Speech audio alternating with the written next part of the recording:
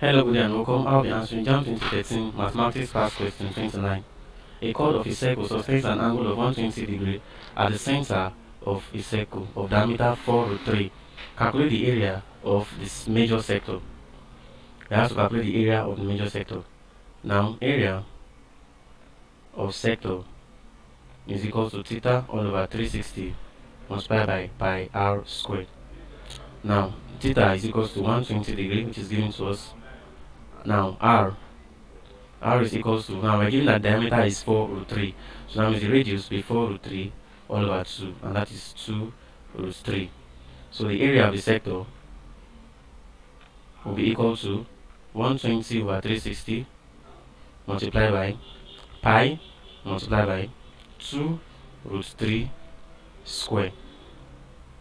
Now, the area of this sector is equals to 120 over 360 is equals to 1 over 3 multiplied by, now 2 root 3 square will give us 12, and 12 times pi will give us 12 pi.